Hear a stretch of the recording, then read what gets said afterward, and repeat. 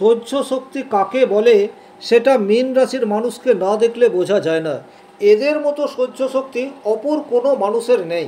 কিন্তু এইরূপ একটি রাশির মানুষ অনেক সময় অকারণ দুশ্চিন্তা বা দুঃখের মধ্যে থাকে।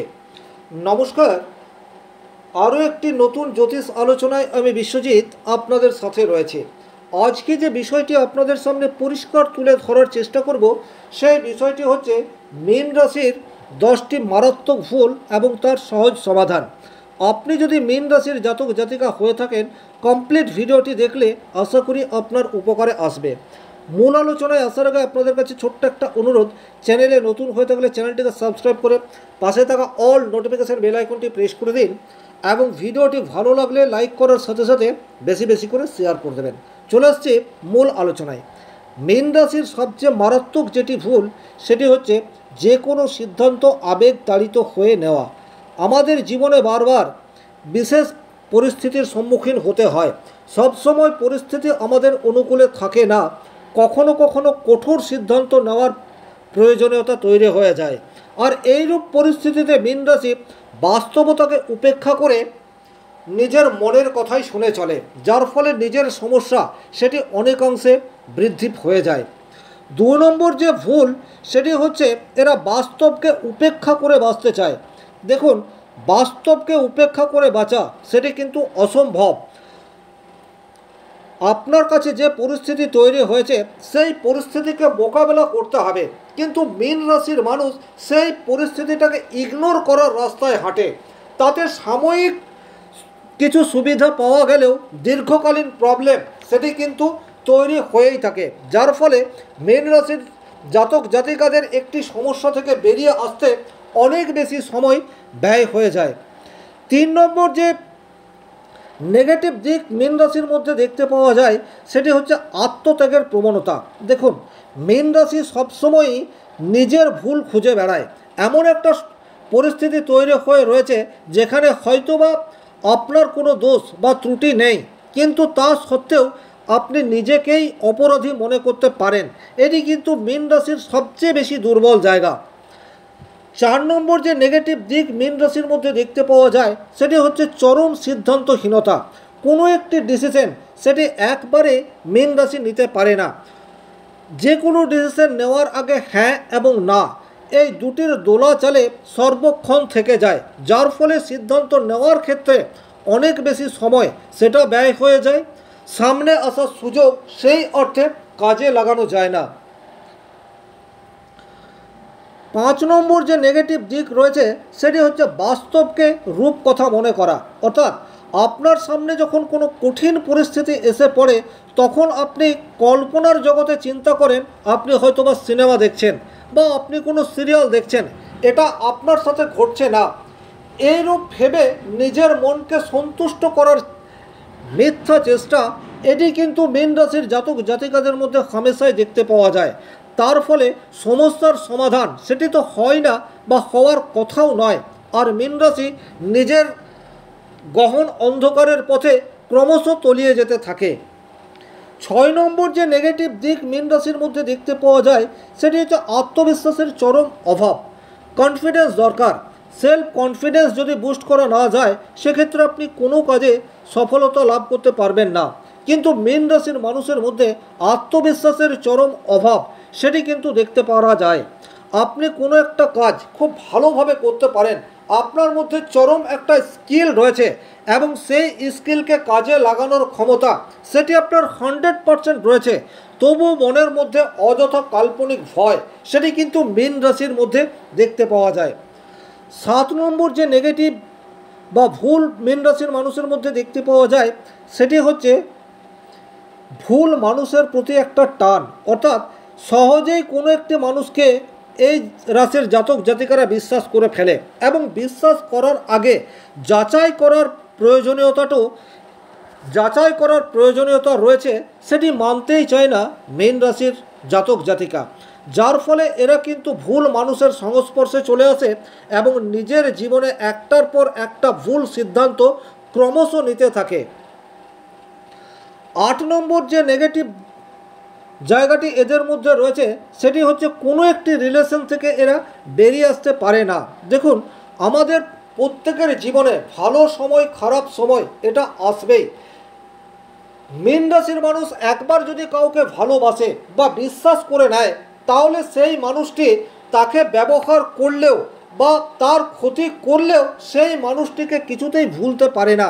অর্থাৎ কোনো একটি সম্পর্ক ধরে থেকে বাঁচতে চায়, সেই সম্পর্ক যতই কঠোর বা যতই তার জন্য ক্ষতি করুক না কেন, সে কিছুতেই সেই সম্পর্ককে ভাঙতে চায় না। 9 নম্বর যে নেগেটিভ দোষ বা নেগেটিভ ইম্প্যাক্ট এই রাশির মধ্যে দেখতে পাওয়া যায়, সেটি হচ্ছে এই রাশির মানুষ প্রায় অলসতা গ্রাস করে ফেলে। অর্থাৎ এদের কাছে কাজ রয়েছে, কিন্তু অকারণে মনে দুঃখ যন্ত্রণা নিয়ে এসে সেই কাজকে উপেক্ষা করা বা দেরি করা। হয়তো কাজ বিলম্বিত করার কোনোরূপ কারণ নেই, কিন্তু কোনো একটা পুরনো স্মৃতিকে আঁকড়ে ধরে কাজের প্রতি অনীহা প্রকাশ, সেটি কিন্তু মীন রাশির জাতক জাতিকা প্রায়ই করে থাকে। আর 10 নম্বর যে ভুলটি এই রাশির জাতক জাতিকাদের মধ্যে প্রায়ই দেখতে পাওয়া যায়, সেটি হচ্ছে নিজের প্রতি বিশ্বাস ধরে রাখতে না পারা এবং যে কোনো দোষ বা ভুল সেটি সামগ্রিকভাবে বা পরিবারের সবাই করলেও নিজেকেই অপরাধী বলে মনে করা। এই যে 10টি নেগেটিভ দিক মীন রাশির আলোচনা করলাম, আপনার মধ্যে কোন দোষটি সবচেয়ে বেশি মাত্রায় রয়েছে অবশ্যই কমেন্ট বক্সে লিখে জানাতে পারেন। তবে চিন্তার কিছু নেই, সমস্যা যেখানে রয়েছে সমাধানের রাস্তাও সেখানেই রয়েছে। এই দোষগুলি যদি আপনার মধ্যে রয়েছে, সামান্য কিছু বেসিক পরিবর্তন করে আপনি আপনার জীবনকে সুন্দর করে ফেলতে পারেন। সেটার জন্য নিয়মিত যে অভ্যাসগুলি করতে হবে, নাম্বার 1, প্রত্যেক দিন ঘুমোতে যাওয়ার আগে মিনিমাম 5 মিনিট নিজের শ্বাস প্রশ্বাসের আওয়াজ এটা শোনার চেষ্টা করুন। তাতে আপনার ভেতরের শক্তি অনেক বেশি ইনক্রিজ হতে থাকবে। 2 নম্বর যেটি আপনারা করতে পারেন, সেটি হচ্ছে আপনার যা সমস্যা সেই সমস্যাকে খাতা বা কলম দিয়ে লেখার অভ্যাস সেটি করতে পারেন। সেটি মোবাইলের টেক্সট বক্সেও লিখতে পারেন অথবা পেন পেপারেও লিখতে পারেন। আপনার সমস্যা যেইমাত্র আপনি প্রকাশ করলেন, সেইমাত্র আপনার সমস্যা বা আপনার ভার কিছুটা হলেও কমতে শুরু করবেন। 3 নম্বর যে অভ্যাস আপনাদেরকে নিয়মিত করতে হবে, সেটি হচ্ছে না বলার অভ্যাস। দেখুন, আপনারা কোনো কাজেই না বলতে পারেন না, আর এই না বলতে না পারার জন্যে আপনাদের কিন্তু প্রচুর দুঃখ কষ্ট ব্যথা বেদনা সহ্য করতে হয়। তাই নিজেকে না বলার অভ্যাস এটি তৈরি করতে শিখুন। সেক্ষেত্রে কিন্তু আপনার জীবনে আনন্দ সেটা আসতে শুরু করবে। 4 নম্বর যে অভ্যাসটি আপনারা প্রত্যেক দিন করতে পারেন, সেটি হচ্ছে গুরুমন্ত্র জপ। সেটি কন্টিনিউয়াস করতে পারেন, কারণ আপনাদের রাশির অধিপতি গ্রহ হচ্ছে দেবগুরু বৃহস্পতি। যদি দীক্ষা হয়ে থাকে সেক্ষেত্রে গুরুমন্ত্র জপ করতে পারেন, আর যদি দীক্ষা না হয়ে থাকে সেক্ষেত্রে শ্রীকৃষ্ণের অষ্টোত্তর শতনাম সেটি প্রত্যেক দিন সকালবেলা পাঠ করতে পারেন। 5 নম্বর যেটি আপনারা করতে পারেন, সেটি হচ্ছে নিয়মিত হনুমান চালিসা পাঠ। এটি আপনি করতে পারেন, সেক্ষেত্রে আপনার মধ্যে কনফিডেন্স এই বিষয়টি বুস্ট হতে থাকবে। 6 নম্বর যেটি আপনারা নিয়মিত করতে পারেন, সেটি হচ্ছে হলুদ পোশাকের ব্যবহার। এটি আপনাদেরকে বাড়াতে হবে। হলুদ পোশাক বৃহস্পতিকে বুস্ট করার জন্যে যথেষ্ট। বা আপনার যদি সাধ্য থাকে সেক্ষেত্রে হলুদ বস্ত্র দান করতেও পারেন, সেক্ষেত্রেও কিন্তু আপনার আবেগ অনেকাংশে প্রশমিত হতে পারে। 6 নম্বর যে অভ্যাসটি আপনারা নিয়মিত করতে পারেন, সেটি হচ্ছে পূর্ণিমার রাত্রে একটা কাঁচের গ্লাসে কিছু জল এবং আতপ সেটা যেখানে পূর্ণিমার আলো পড়ছে সেখানে রেখে দিতে পারেন, এবং পরের দিনে সেই আতপ জালগুলিকে কোনো পাখিকে খাইয়ে দেবেন এবং জলটি আপনার স্নানের জলের সাথে মিশিয়ে নেবেন। তাতে কিন্তু আপনার আবেগ অনেকটা নিয়ন্ত্রিত হবে। আর আপনাদের সমস্যার মূল যেটা, সেটা হচ্ছে আপনাদের অনিয়ন্ত্রিত আবেগ।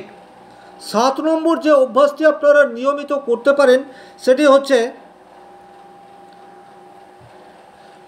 মিষ্টিজাত খাবারের ব্যবহার। এটি আপনাদের দৈনন্দিন জীবনে বাড়াতে হবে।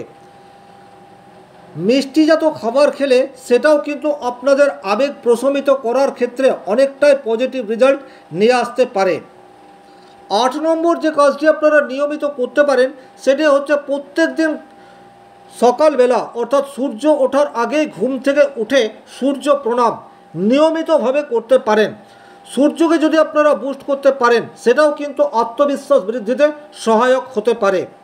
9 নম্বর যে কাজটি আপনারা নিয়মিত করতে পারেন সেটা হচ্ছে গিয়ে আপনাদের দৈনন্দিন জীবনে আপনার সমস্যার কারণ সেটি কাগজে লিখে সেটা আপনি জলে ডুবিয়ে রাখতে পারেন।